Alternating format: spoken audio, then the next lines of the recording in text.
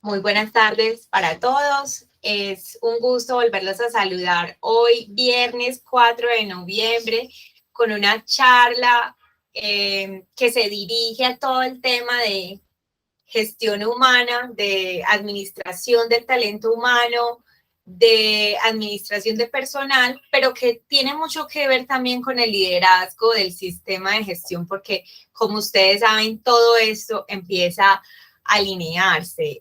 Veo por acá conectado a mi compañero Diego, un saludo para Diego. Por acá vemos conectados a Ali Arismendi. Si me puede recordar, Ale, de qué empresa nos acompaña, a Camila en Construnor, a don Carlos María Arroyave en Iris, Daniela en Espacio al Cuadrado, al equipo de Cobre y Vidrio, Karen Sotelos, y también nos puedes contar en el chat de qué empresa nos acompañas. Tenemos por acá el equipo de Centro Ganadero, el equipo de SCI, un saludo para todos. Acaba de conectarse el equipo de Grupo Mercadeo. Me encanta poderlos tener en este espacio. Vuelvo y les digo, es un espacio para aprender de las experiencias, de lo que hemos aprendido en la academia, pero muchachos, de lo que hemos aprendido realmente a pie. Qué bueno sería que en esta charla, aparte de las preguntas, que yo sé que son muchas, cuando tocamos un tema como esto donde decimos, bueno, vamos a hablar de trabajadores difíciles, eso se vuelve pues un boom, la receta. Entonces, pero sí me gustaría que nos contaran experiencias, casos de éxito, incluso casos de manejo en la actualidad. Y aquí estamos todos, no solo para resolver, sino también para compartir y aprender entre todos. Por favor, me confirman si me escuchan bien. Sí, Laura, te escuchamos súper bien. Perfecto. Si alguien quiere prender la cámara para que nos sintamos más como en familia y en confianza, sería muy chévere. Si alguien, bueno, de Salvando Huellas, Karen, qué bueno tenerte en este espacio. Bienvenida. Luis González, nuestro ingeniero, un abrazo hasta Bogotá. También se nos conectó a esta capacitación. Hola, Luis. Muy bien, gracias a Dios. Qué bueno. Qué bueno que estés por acá. Listo, entonces vamos a empezar. Vamos a hablar de este tema que es un poquito carnudo de hablar, mucha tela por tejer. Entonces, comencemos. ¿A qué nos referimos cuando hablamos de trabajadores difíciles? Esto es lo primero que se nos viene a la mente, son estos trabajadores que quizás puedan tener personalidades complicadas. ¿A qué lo podemos entender como personalidad complicada? Es aquella que muestra un comportamiento errático, desigual, o que pueden ser narcisistas o manipuladores, y a instantes muchas veces también agresivos psicológicamente, y son personas que detrás de sí encierran una cantidad de matices que son necesarias conocer a profundidad. Cuando hablamos de trabajadores difíciles, a veces se nos viene a la mente alguna otra persona con la que en la actualidad estemos trabajando o que en el tiempo hayamos conocido. Yo creo que a todos nos ha tocado compañeros difíciles o quizás hayamos sido nosotros los difíciles, ¿cierto? Pero es importante que nosotros sepamos que detrás de cada persona, detrás de cada comportamiento, hay una historia. Detrás de cada pensamiento, detrás de sus expresiones, detrás de sus emociones, detrás de ellos existe una razón por la cual todos tenemos un comportamiento, por la cual todos tenemos una forma de pensar. Recuerden que nuestra personalidad se compone no solamente de nuestro temperamento, que es innato, que hace parte de nuestra esencia, que con él nacemos, que con él vivimos, pero también existen nuestros modelos mentales, que son toda esa construcción de mi vida, toda esa historia que les estoy hablando y que va a generar de alguna manera, entonces, que yo tenga una forma de pensar, una forma de ver la vida, una forma de actuar y de acuerdo a eso yo comience a comportarme. Entonces, antes que yo decir, tengo un trabajador difícil, yo debo de reconocer que detrás de esa persona hay una historia de vida, hay una historia que la acompaña, hay un modelo mental, hay un temperamento, porque detrás de la mía también existe eso. Si yo soy una persona que maneja las situaciones con calma, pues detrás de mi vida hay una historia académica, psicológica, de familia, de cultura, que ha generado que yo sea una persona calmada o al revés, ¿cierto? Eso puede suceder. ¿Qué hay detrás de una persona difícil? Quizás puede haber una persona que sienta una alta autocrítica. Quizás sea una persona que tenga miedo a fracasar. Quizás sea una persona que tenga miedo al reproche de los demás o que tenga inseguridades o que tenga una autoestima muy baja. También podemos encontrar personas que tengan una alta necesidad de que todo el tiempo los estén reconociendo. También podemos encontrar personas que tengan una inhabilidad para gestionar sus propias emociones. O también tenemos personas que tienen dificultad en la inteligencia emocional. Perdón, muchachos, que esta es la hora del tinto y cuando yo no tomo tinto empiezo a bostezar. Entonces, ¿qué hay detrás de ese trabajador? Una historia. Apunten eso. Detrás de ese trabajador, lo primero que yo tengo que leer es que hay una historia. Detrás de la forma en cómo me contesta, hay una historia. Detrás de la forma en cómo reacciona a situaciones, hay una historia. Y son historias que se tejen. Miren, volvemos al tema de la salud mental. En esta empresa, Diego y Luis lo saben, somos defensores de la salud mental. Creemos que la salud mental es fundamental para tener una correcta salud física, que toda nuestra vida gira alrededor de tener una correcta estabilidad de salud mental, que todas las personas en algún momento la necesitamos. Miren, yo cuando empecé una vez terapia psicológica, le dije al psicólogo, mira, es que yo sufro de ansiedad, yo creo, y me dijo, todos, no hay un ser humano en esta tierra que no haya experimentado ansiedad, todos, ¿cierto? Entonces, vamos a partir de la salud mental, pero nos vamos a devolver hacia atrás a la salud mental de nuestros chiquitos. Entonces, ¿cómo es ese niño interior? Hagamos ese ejercicio. Piensen en el niño interior de cada uno. Entonces, yo voy a pensar en la Laura pequeña. Y Laura pequeña era una Laura que hablaba hasta por las orejas, sí, pero que era insegura. Le daba miedo que los demás se rieran de ella cuando salía a hablar al salón, cuando salía a expresar una idea. Quizás me daba miedo la burla o no era capaz de enfrentarla, entonces si veía a alguien medio haciendo una burla, Laura pequeña lloraba. Ahora, cuando esta Laura fue creciendo, pues escuela, colegio, enfrentar la vida laboral y me pedían una pregunta, a Laura le costaba decirla porque quizás tenía miedo al reproche. Miren este pequeño ejercicio. En la entrevista de trabajo a mí nunca me preguntaron, Laura, mira, ¿será que tú tienes problemas para enfrentar situaciones de estrés para hablar al público? Nunca me lo preguntaron, pero mi trabajo tenía que ver con eso. Y quizás yo hubiese podido decir que sí o que no, pero la verdad es que sí me daba miedo. Y yo tuve que empezar a enfrentar esos miedos por mí misma. Cada uno de nosotros tiene una historia que se teje desde la infancia.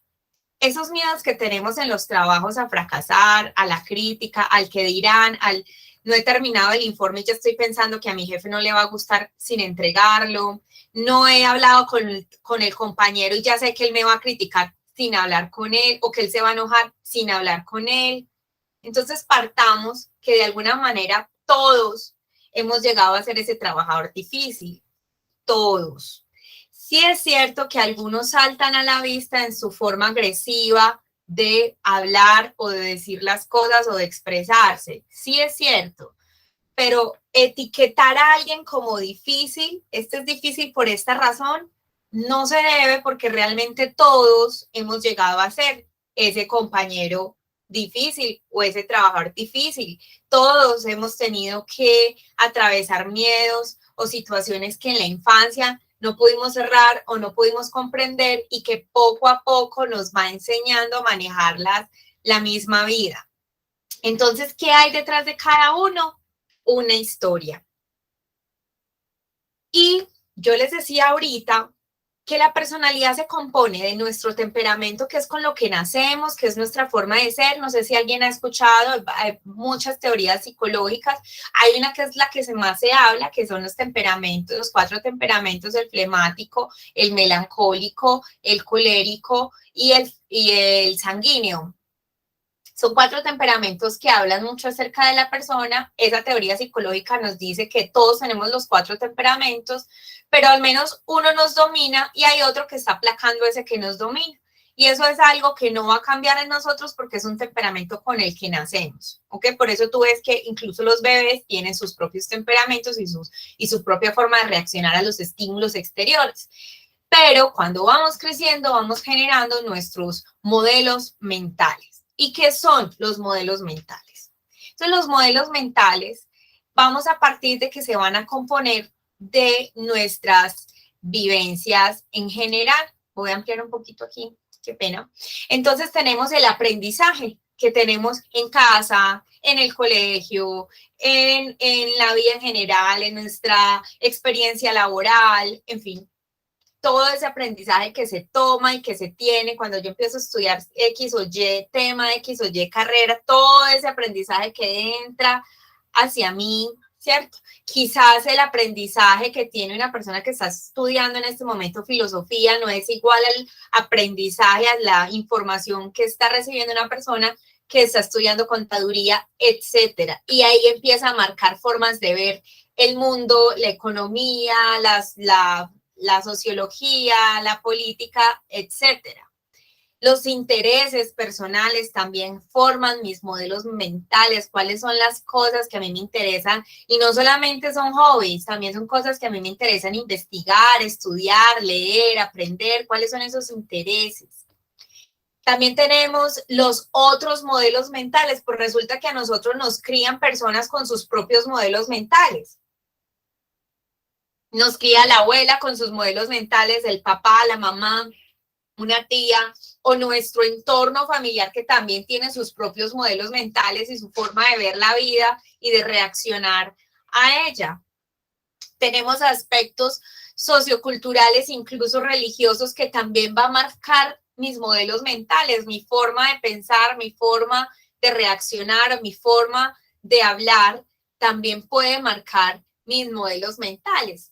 Los valores, no solo los que recibo en el hogar, sino los que voy construyendo con la vida, porque no quiere decir que si un niño se forma en un ambiente hostil familiar, esa persona por obligación va a ser difícil o agresiva. Muchas veces vemos unas personas impresionantemente maduras y humildes que crecieron en hogares hostiles, hogares violentos y hogares difíciles. Entonces, también podemos formar valores a lo largo de la vida, independiente de que no sean familiares. Y el medio ambiente, donde vivo, cuál es mi ambiente sociocultural, de quién estoy rodeado, todo eso va a generar mis modelos mentales. Por eso es que ustedes pueden ver que aunque una persona sea un colérico y conviva con otro colérico, no van a ser iguales, porque a los dos los va a cambiar sus modelos mentales. El modelo mental me va a ayudar a gestionar la forma en que las personas reaccionan. Por ejemplo, un colérico por lo general es un explosivo, es un líder por naturaleza.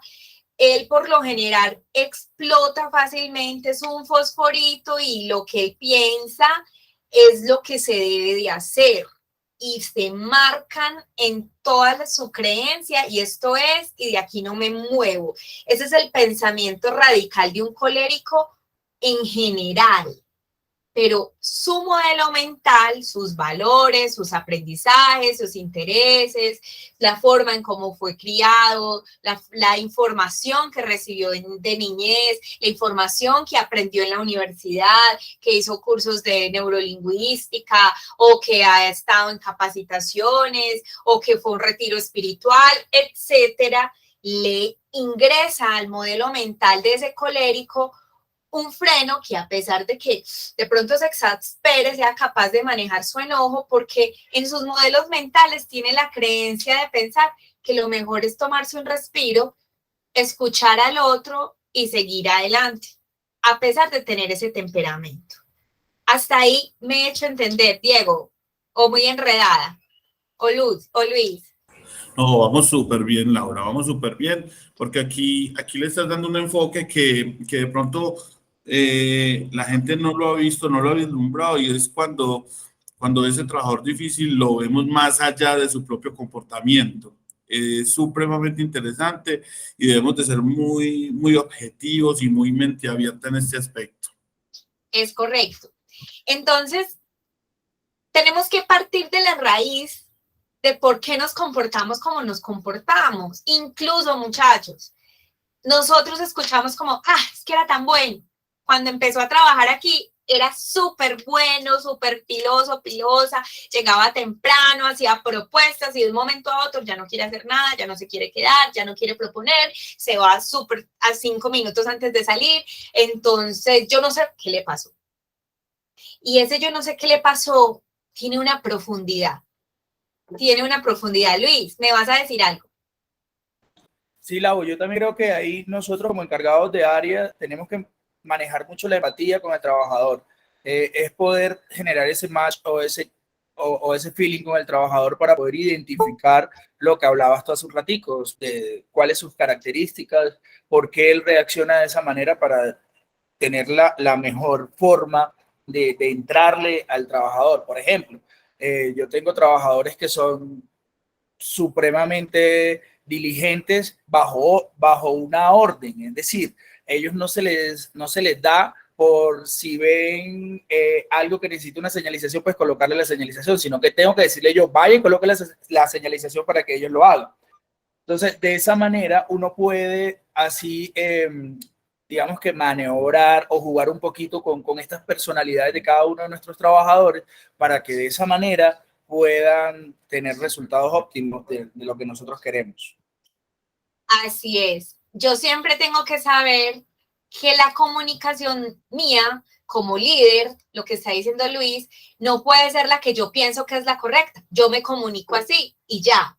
No, yo tengo que saber a quién me estoy dirigiendo para poder saber qué comunicación aplico. Entonces, Luis, muchas gracias por ese aporte, porque es importante que nos hagamos cargo como líderes de nuestras propias limitaciones como líderes de proceso.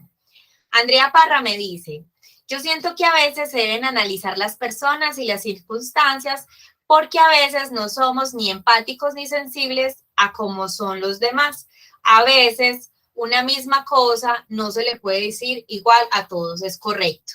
No todos tenemos los mismos receptores de mensaje, por lo mismo. Primero, por el temperamento.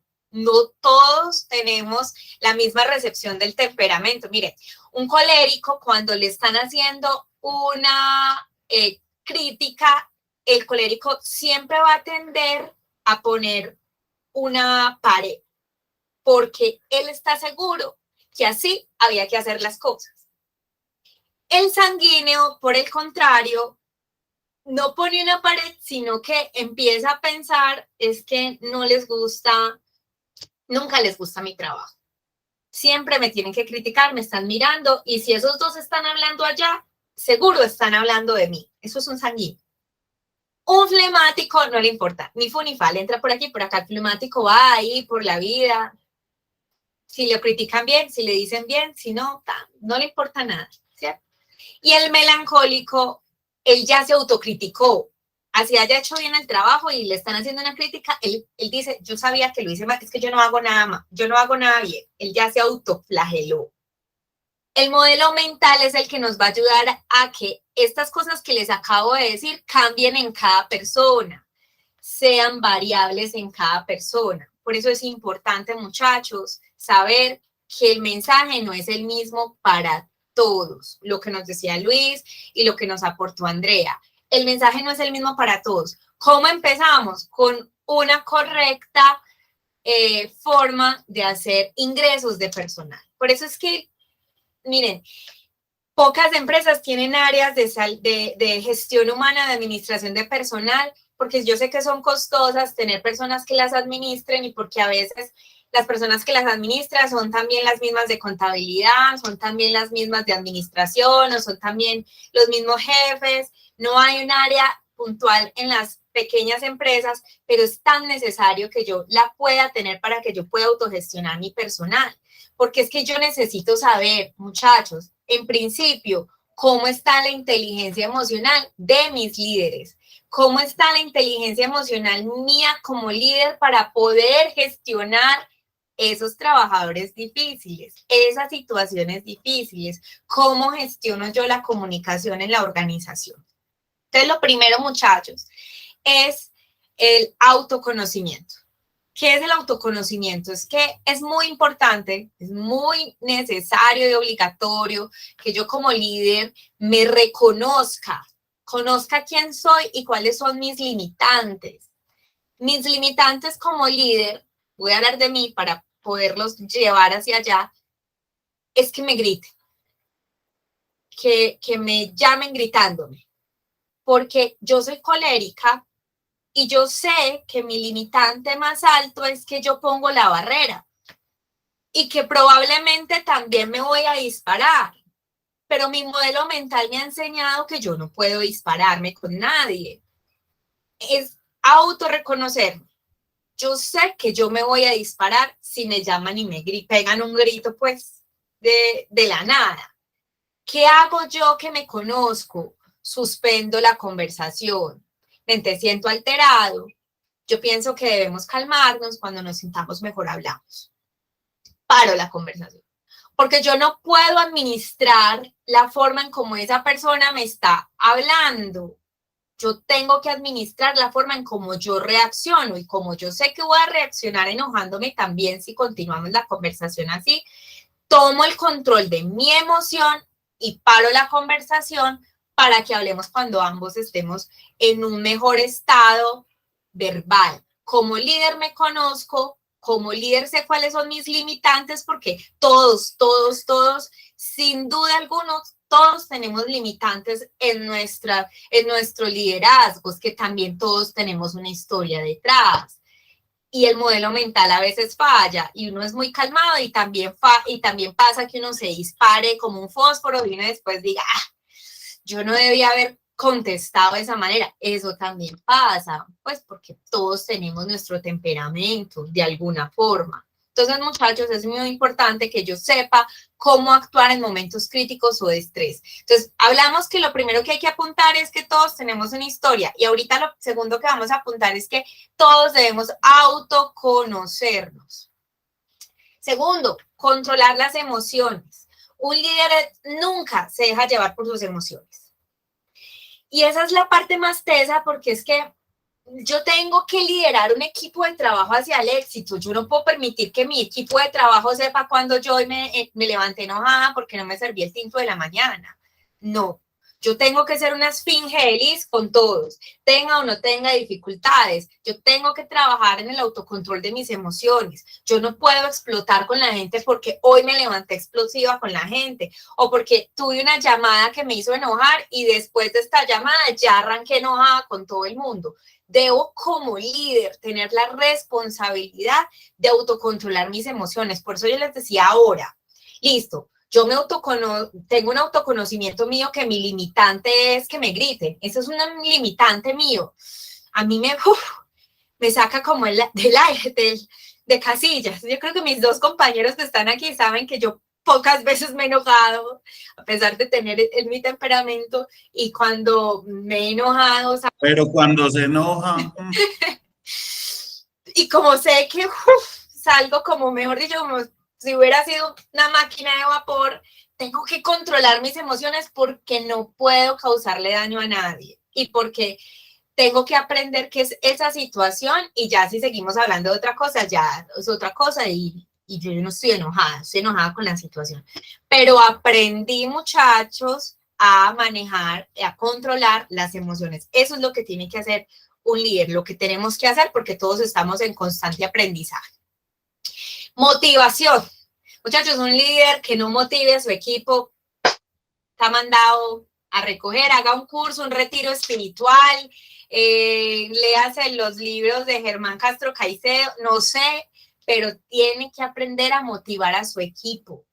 Ese líder, ese capitán que entra a la cancha a mover la gente, a decirle, no, vamos para adelante, muchachos, si podemos, es absolutamente necesario. Porque claro, el líder tiene problemas también, situaciones económicas y familiares, y se tiene que autogestionar, obviamente, pero en medio de esas situaciones, de esos problemas, él tiene que gestionar las emociones de su equipo de trabajo, esos bajones emocionales de su equipo de trabajo, aunque sea en crítica o en llamado de atención, ayudar a la motivación. Ese líder tiene la llave para animar a los demás integrantes de la empresa, a ese trabajador que por todo reniega, no, es que no. Muchachos, les vamos a dar 50,000 de bonificación, apenas 50,000, no, qué pereza, no nos hubieran dado nada. ¿Han escuchado las frases, cierto? Entonces ese líder que les dice, nada, pero antes no teníamos 50,000 para el fresco, para invitar a la novia a unas salchipapas, adelante, fresco, hagamos las cosas mejor. Hay que motivarlos, aunque sea difícil, aunque nos miren como ustedes ya saben que hay que motivarlos, hay que mantener una actitud positiva. Lo hemos hablado mucho, lo habló Andrea, lo habló Lucho, la empatía. Miren, muchachos, si un líder no tiene empatía, es muy difícil que ese líder tenga inteligencia emocional. Yo creo que eso es de lo más importante. Considerar las emociones y los sentimientos de los empleados para tomar unas decisiones correctas. Una escucha activa que ayuda a los empleados a trabajar mejor y a generar confianza en la compañía. No tomen suposiciones, nunca. Es el consejo que más les hemos dado cuando nos cuentan problemas con un trabajador. El momento de verdad, incluso Diego y yo ahorita lo estábamos hablando, el momento de verdad que es tan necesario. Yo no puedo suponer que mi trabajador está contento conmigo. Y entonces yo digo, es que yo, muchachos, yo doy todo por la seguridad de esta empresa y por eso le pago a mi apoyo asesores, porque para nosotros la seguridad es primero, pero luego vemos que el trabajador nos dice, no, es que a nosotros no nos cuidan. Entonces, una cosa es lo que yo como empresa doy, sí, pago asesores y los asesores me dicen hay que hacer baterías, hagamos baterías, y el sistema de gestión son una chorrera de documentos y trabajamos en eso, y yo siento que lo doy todo por ellos, pero a lo mejor el trabajador está esperando otra cosa, ser escuchado, que sus preguntas sean importantes, que su participación dentro de los equipos de apoyo se sientan, se vean, sean motivantes. Quizás el trabajador dice no me cuida, es ¿por qué? Porque el que está esperando, qué tipo de capacitación, qué tipo de apoyo, qué tipo de palmadita en la mano. Yo muchas veces creo saber que lo estoy dando todo, pero a lo mejor el trabajador lo está recibiendo diferente. Y es importante que yo considere las emociones y los sentimientos que tiene el trabajador por mi compañía, porque esto es una relación de amor. Y si el trabajador ya se desencantó y ya se desenamoró de la empresa, difícilmente vuelve a enamorarse por sí solo.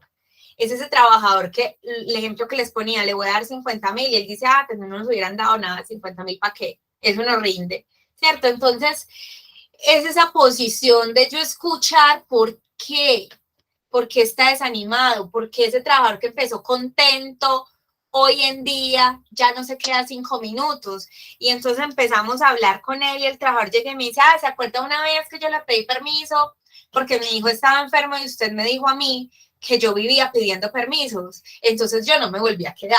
Y le hablan a uno pues como, yo no lo hice con esa intención, yo no lo hice con la intención de que él se sintiera mal. yo lo hice con la intención de que pudiéramos llegar a un acuerdo en los permisos porque esto nos está afectando. Pero quizás, muchachos, en la comunicación que utilicé ese día, no se lo dije cómo era, él lo entendió diferente y se quebró la relación de confianza. Entonces, sí, hay que saber cómo les llegamos.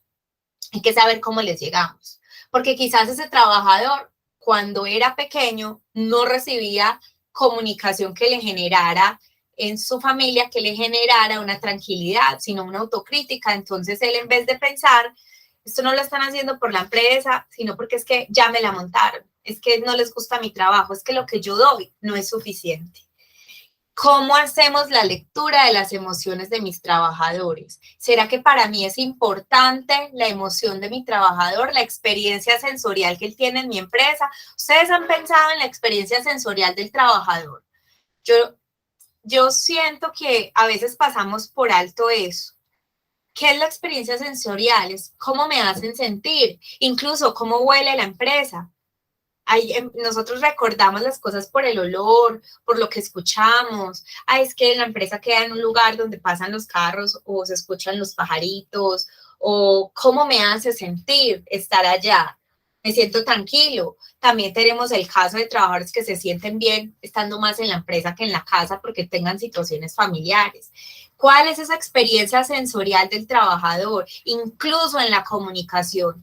Yo me preparo para comunicarme con ellos, o sea, yo me siento a decir, bueno, me voy a sentar con Andrea y le voy a decir esto.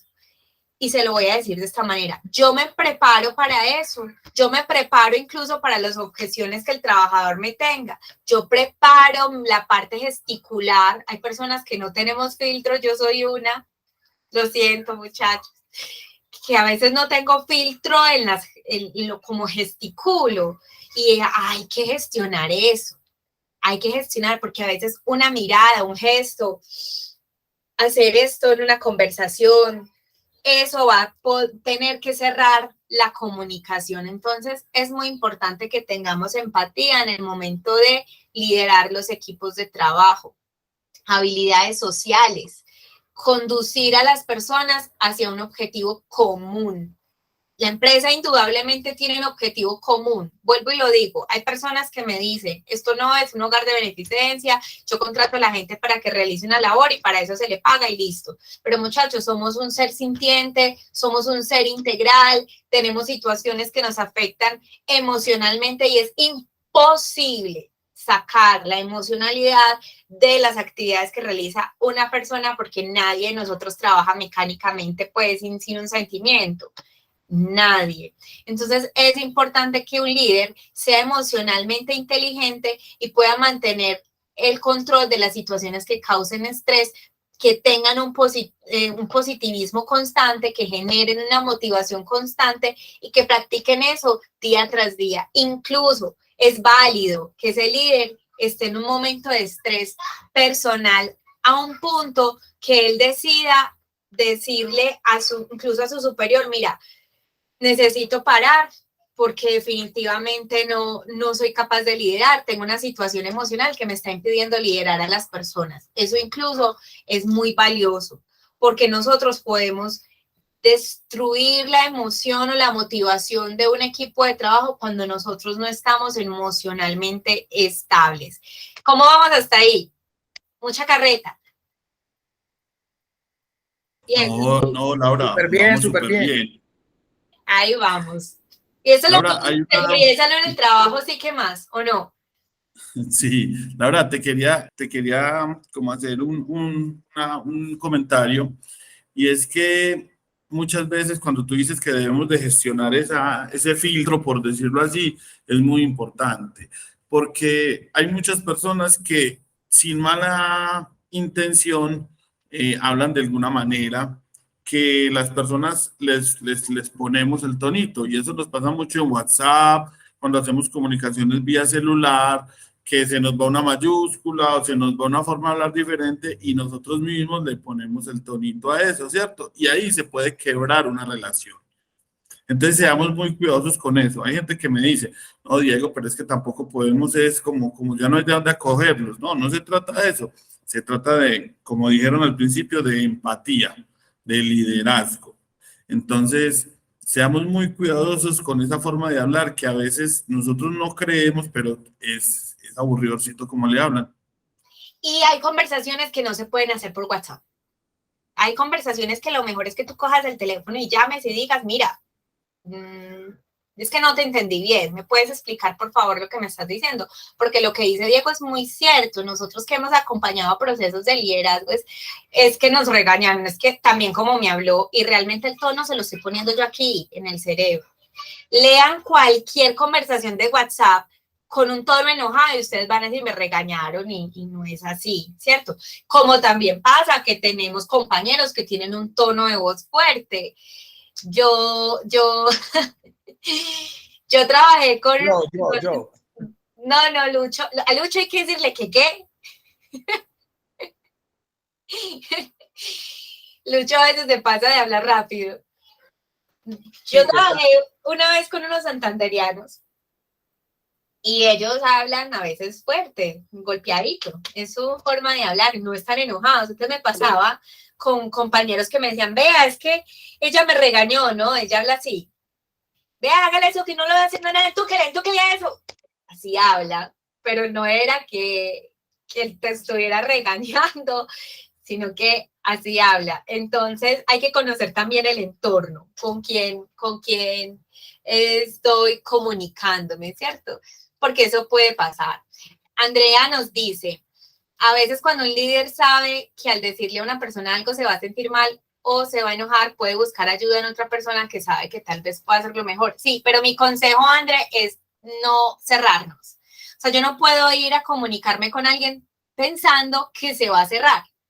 No, yo tengo que preparar la conversación, yo tengo que preparar esa comunicación para decir, me voy a enfrentar a esta persona y yo sé que esta vez nos vamos a comunicar súper bien. Obviamente uno a veces necesita un poco de ayuda con otra persona de pronto más imparcial, donde no haya un sesgo, quizás el trabajo ya tenga un sesgo conmigo, que es completamente válido, pero mi recomendación es no cerrarnos. Diego, tú me ibas a decir algo. Sí, respecto a lo que escribía Andrea, sí es muy importante cuando uno, en algunos casos, puede tener ayuda, puede tener mediadores, pero precisamente de esto se trata, de ser líderes, de nosotros ser capaces de enfrentar esa situación y no vayamos predispuestos, no, definitivamente yo puedo enfrentar esto y ese enojo o esa indisposición de esa persona, yo voy a ser capaz de lidiar con eso y voy a ser capaz de transformarla en algo positivo. De eso se trata, de no delegar, sino al contrario, de liderar estas situaciones. Es correcto, así es. Entonces, muchachos, ahora sí, Andrés, ¿nos vas a decir algo? Sí, mira, yo lo digo es porque nosotros acá lo hemos vivido. Nosotros tenemos una jefe muy linda. O sea, Mile es una persona que sabe cómo tratar a las personas y sabe cómo decirles las cosas, sin que nadie se sienta ofendido.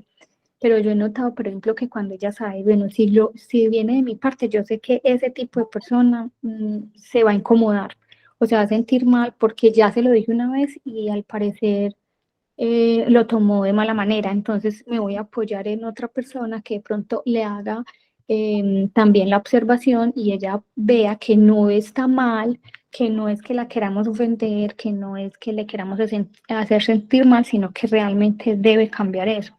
Entonces yo siento que a veces sí es bueno el apoyo, porque a veces cuando siempre es el mismo líder que le chuza en lo mismo a una persona, la persona decir a esta persona me tiene rabia.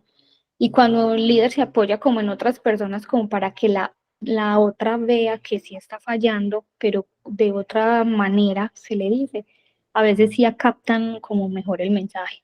Es verdad, nos ayuda mucho podernos ayudar de alguien porque, como les decía, a veces puede haber un sesgo, incluso una discusión previa que genere que la comunicación se entorpezca, no sea fluida y podemos apoyarnos de alguien que sea imparcial en la situación, pero sí se puede hacer. Sí, pero la recomendación es no irnos ya predispuestos a la comunicación para que la comunicación pueda ser abierta. Bueno, muchachos, entonces, ¿quiénes podrían ser los difíciles? Les digo difíciles porque es que ponerle una etiqueta a alguien no está bien. Todos en algún momento hemos sido ese trabajador difícil, todos, incluso por momentos, por situaciones de la vida, por cosas que se nos presenten, ¿cierto? Entonces, ¿quiénes podrían estar ahí? Esos trabajadores que esquivan las obligaciones, estos trabajadores que siempre son los que lo saben todo, ellos ya saben, tú les estás explicando a alguien, no me explique que yo ya sé, no permiten la opinión de los demás, trabajadores que se encuentran malhumorados constantemente y te dicen yo soy así, yo vivo enojado por todo y demás, ¿cierto? Está también ese trabajador, trabajadores que se quejan constantemente de su vida personal, su trabajo, que cada tarea asignada les genera una queja o una inconformidad, entonces ese es el trabajador constantemente inconforme con el trabajo propio, con el de los demás, con el de la empresa, no les sirve nada, trabajadores que se exceden ayudando a los demás, ese trabajador que no sabe decir que no, que a todo el mundo le dice que sí, que todas esas tareas de él se quedan procrastinadas y se suben, y ojo que hay líderes así. Entonces hay que también aprender a decir que no. Trabajadores, al contrario, que no cooperan, aunque conozcan la solución, no les importa. Diego, yo una vez estuvimos en una capacitación de extintores y cuando le tocaba el ejercicio a un compañero, él nos respondió, no lo quiero hacer porque si esta empresa se quema, pues esta empresa no es mía, no me importa.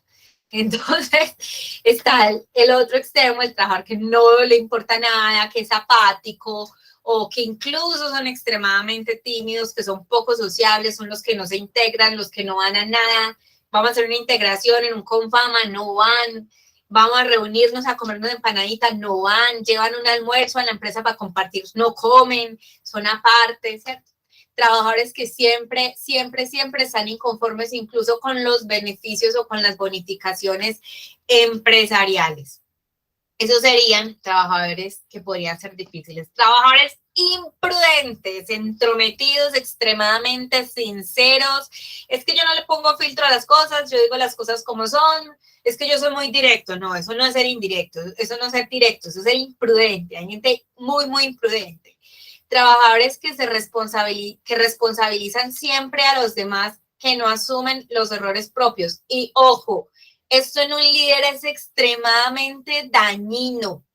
Cuando un líder, los éxitos son míos, es que yo fui, es que gracias a mí, y gracias a mí logramos, y gracias a mí logramos, y gracias a mí logramos. Y cuando hay un error de un compañero, de un subalterno, entonces no es yo me hago cargo como líder del error porque no lo supervisé, porque no le hice seguimiento. No, ese líder llega y nos responde, fue culpa de Peranito de tal. Es que Peranito de tal llega tarde. Es que él siempre decía que lo tenía listo y no lo tenía listo. Y sale de las cuerdas de su responsabilidad. Un líder se hace cargo de los logros y de los fracasos. Así no haya sido él directamente el que lo haya hecho, es su equipo y él con su equipo hasta la muerte. ¿Sí o no, Diego? Que lo hemos hablado mucho. Hasta la muerte. Hasta la muerte con el equipo, con las fallas y con los logros. Trabajadores que etiquetan, ponen apodos ofensivos, no respetan las creencias, las ideologías de los demás o tienen alguna fobia con sus compañeros, trabajadores homofóbicos, ojo, trabajadores que se burlan de las ideologías, de la forma de ver la política, de la forma de ver la vida, pilas.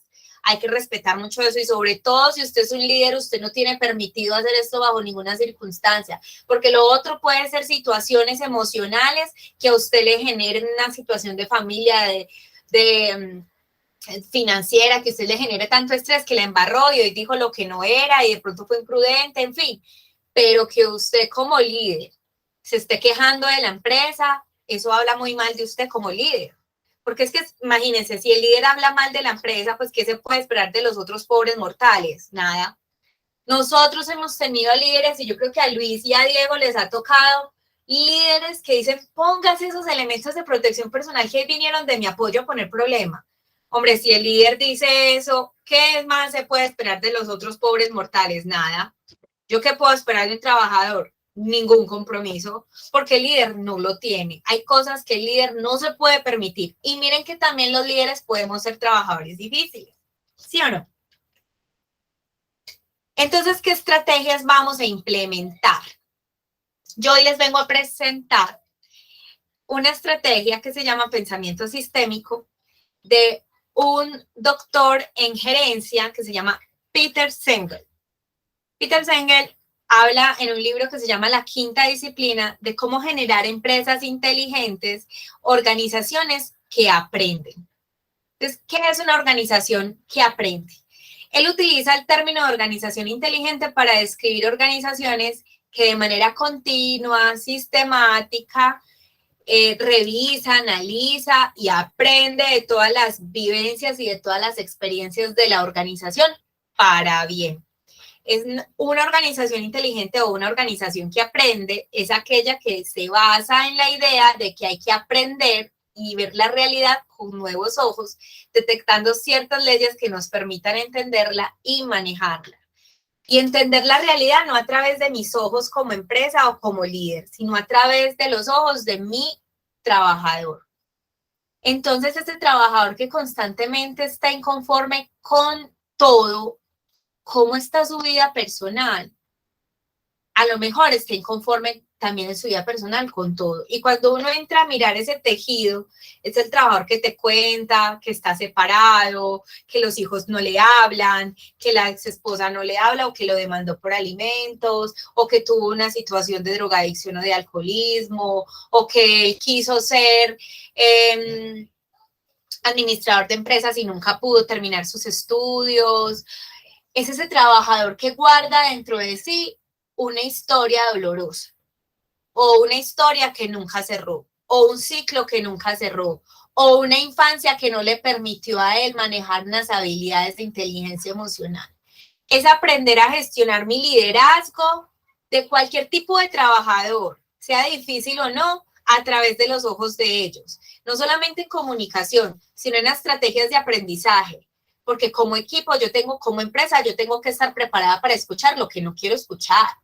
Si yo como empresa no estoy preparada para escuchar que el trabajador me diga, es que mira, vos a veces llegas acá y nos tratas súper mal, o vos a veces llegas acá y ni siquiera saludas o decís buenos días, entras derecho, o uno a veces te dice buenos días y vos ni siquiera lo miras a uno. Si yo no estoy preparada para la crítica que se devuelve, entonces yo no puedo ser una empresa que aprende. Conclusión, muchachos, esta capacitación se llamaba ¿Cómo liderar empleados difíciles? ¿Y saben de qué hemos hablado? ¿Cómo están mis líderes para manejar los trabajadores en general? Y esa es la clave. No existe una fórmula para que yo a una persona que esté inconforme le quite esa inconformidad, porque detrás de él hay un tejido sociocultural muy grande, hay un modelo cultural muy grande, que eso no se sabe en ninguna entrevista, por más especializada que sea, que eso no lo sé yo en el momento de la contratación, que yo no puedo decir, mira, el primer momento en que yo te vea un problema psicológico te echo, eso no va a pasar.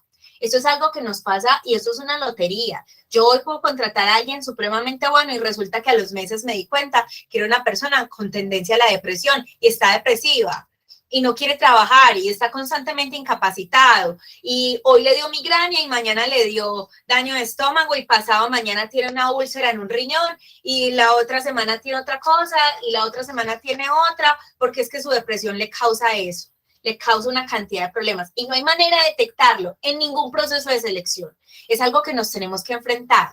Entonces, la realidad de esta capacitación no es cómo manejar empleados difíciles para cambiarlos, es cómo estoy en mi liderazgo para administrar esas situaciones que generan estrés o que generan trabajadores difíciles dentro de la organización. ¿Cómo están mis líderes emocionalmente? ¿O será que mis líderes son los trabajadores difíciles?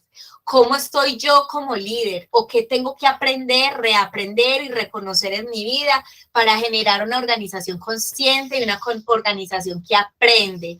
¿Será que mi empresa está dispuesta a escuchar lo que no quiere escuchar? ¿Será que yo como líder estoy dispuesto a escuchar que me digan, ve, mira, es que a vos todo se te olvida y con eso nos dañas lo que tenemos que hacer? Entonces yo creo que vos tenés que organizarte también. ¿Será que yo estoy pendiente y presente para eso? Entonces, finalmente, las empresas inteligentes tienen un pensamiento sistémico que van a empezar a arrancar de los modelos mentales de las personas con las que yo trabajo, del dominio personal. Los líderes tienen que trabajar en dominio personal, de una visión compartida compartida, donde esa visión de la empresa no se puede quedar en un tablero, visión, misión, valores, no, eso tiene que entrar al corazón del trabajador.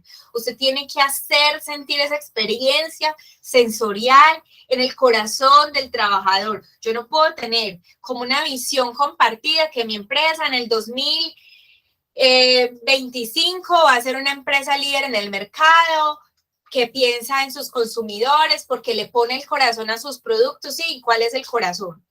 El corazón es que yo me preocupo por la salud mental de mis trabajadores, el corazón es que yo le doy tiempo a mi trabajo para que vaya asistencia psicológica, es que yo le doy todo en seguridad y salud en el trabajo, es que yo le doy espacios de escucha, es que yo genero programas de bienestar integral. Eso es ponerle el corazón. Entonces, traer a la realidad esas visiones compartidas y aprender de la experiencia, aprender del equipo. Yo no puedo permitir que hoy una pelea entre compañeros lo sancionamos y ya, y pasó desapercibido. No, hay que escuchar las partes, hay que saber por qué llegamos al punto donde los dos se agredieron verbal o físicamente. Escuchemos y reaprendamos y pongamos un plan de acción para que eso no nos vuelva a pasar.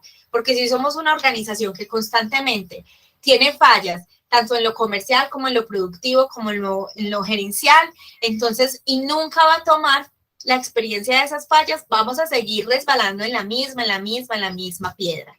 Entonces no basta con que una sola persona aprenda, con que el líder aprenda o con que trabaje con una sola persona. Hay que buscar soluciones constantemente, hay que escuchar la gente, sea en privado, sea anónimo, hay que escuchar lo que no queremos oír, hay que escucharlo y reaprender de eso y mejorar en eso. Y descubrir cómo cultivar en las personas ese compromiso, esa capacidad de aprender. ¿Será que mi organización está dispuesta a eso? ¿Será que podemos derribar las barreras del aprendizaje como líderes? ¿Y cuáles son esas barreras de aprendizaje como líderes en los demás? Que hay líderes que tienen la tendencia a confundir la posición. Entonces, yo soy gerente, si usted necesita hablar conmigo, tiene que hablar con su supervisor y luego habla conmigo. O sea, yo soy mi cargo. No, porque entonces eso limita a las personas a ser escuchadas, a ser valoradas y a ser reconocidas. Ese líder que piensa que el enemigo siempre está ahí afuera, que el enemigo siempre es el trabajador. Y vean, muchachos, nos hemos enfrentado a trabajadores que uno dice, esta empresa lo ha dado todo y a él no le sirve nada. Si le dan una bonificación mal, si no se la dan mal, si le dan un uniforme mal, si no se lo dan mal, si usted le da unos elementos de protección y él ya está renegando, y sí, es difícil, pero ¿qué vamos a hacer con él? Es que es muy valioso lo que él hace, Laura, es que es un trabajador que en lo laboral es buenísimo, entonces, ¿qué vamos a hacer con él? ¿Cómo le vamos a ayudar? ¿Cuál es el tejido emocional que hay dentro de él? Porque es que no podemos estar todo el tiempo culpando. Y vuelvo e insisto y pongo el dedo en la llaga, muchachos, un líder hasta la muerte, con errores y con logros. No puede ser que un líder, los errores sean los demás porque el enemigo está ahí afuera y los logros sí soy yo porque gracias a mí. Eso no lo hace un líder. Hay que ponernos la camiseta con todo y faltas. La ilusión de asumir el control. A menudo la gente confunde la proactividad con reactividad. ¿Será que en mi empresa tenemos proactividad, nos anticipamos a las situaciones o reaccionamos siempre en reactividad, lo que pasa en el día a día? ¿Será que cuando yo genero una producción, yo también hago una matriz DOFA donde yo establezco qué fallas pueden haber en ese proceso productivo, en ese proceso de atención al cliente? Y si llega un problema de atención al cliente o un proceso productivo, ¿cómo voy a reaccionar con tiempo? Entonces es muy difícil poder determinar si somos reactivos o productivos. Pero en la quinta disciplina, en el libro de Peter Sengel, nos hablan de que todo, las conversaciones, la forma de trabajar, si alguien tiene tareas, cómo vamos a reaccionar a esas tareas y cómo vamos a ser productivos y no reactivos. ¿Cómo es mi liderazgo? ¿Productivo o reactivo? Porque eso me quita una cantidad de tiempo y el tiempo en los negocios es plata. Fijación de los eventos. En la actualidad, los principales riesgos para el bienestar de las empresas son graduales y no son inmediatos. Yo no puedo decir, mira, es que yo tengo una empresa con 0 quejas laborales, para a final de año vamos a tener 0 quejas laborales. No, Todos esos programas de bienestar laboral que tú montas hoy son el resultado del día de mañana. Cuando a nosotros como prevencionistas nos dicen que cuando empiezan a haber resultados de seguridad y salud en el trabajo, nosotros les decimos que yéndoles bien 2 años, yéndoles muy bien, porque esto es un proceso gradual de acople entre las áreas y que cada empresa se va organizando a ellas. Hay unas súper organizadas que la cogen fácil, pero la interiorización de los procesos se va haciendo poco a poco, ¿sí? Entonces siempre no podemos ser ambiciosos, sino saber que todo es gradual. No sé si han escuchado la parábola de la rana hervida, y es que no es lo mismo cuando la ranita la meten al agua hervida porque siente el calor inmediato a cuando poco a poco le van subiendo la temperatura y cuando ven ya la ranita está muerta, ¿cierto? Eso pasa con los problemas dentro de la organización. No dejen cogerle ventaja a una conversación con un trabajador, a ese trabajador que está indispuesto, que está insatisfecho, que presenta muchas incapacidades, que tú ves que su rendimiento bajó. No dejes para después hablar con él, sentarte con él, escuchar qué pasa, porque si no, esa ranita que le va subiendo la temperatura y después se quema, nos pasa a nosotros dentro de la organización. Ya después es muy difícil poder establecer canales de comunicación, entonces nos pasa como el compañero que nos dice André, que ya está predispuesto a cualquier tipo de comunicación. La ilusión de aprender de las experiencias. Muchachos, aprender mejor de la experiencia, pero nunca experimentamos directamente las vivencias de la organización. Si yo no estoy dispuesto a aprender de las experiencias, así como hacemos una investigación de accidente de trabajo, hagamos investigaciones de fallos en el proceso de servicios, en el proceso de producción, en el proceso de planificación de tareas, qué nos pasó, por qué no lo entregamos, qué pudimos haber hecho, qué canales de comunicación pudimos haber generado para que esto se diera. Es muy importante que lo hagamos porque lo que no se planifica con experiencia, entonces no lo podemos corregir y vamos a seguir siempre en el círculo vicioso. El mito del equipo gerencial es la incompetencia que cuando las personas impiden el propio aprendizaje, hay personas que no permiten sus propios aprendizajes, que se cierran, que tienen barreras, que no se dejan escuchar, y por eso es importante que generemos programas de bienestar laboral que nos permitan escuchar a las personas. Noten que la mayoría de los premios de los trabajadores del mes se le dan a los trabajadores que muestran resultados de sus experiencias,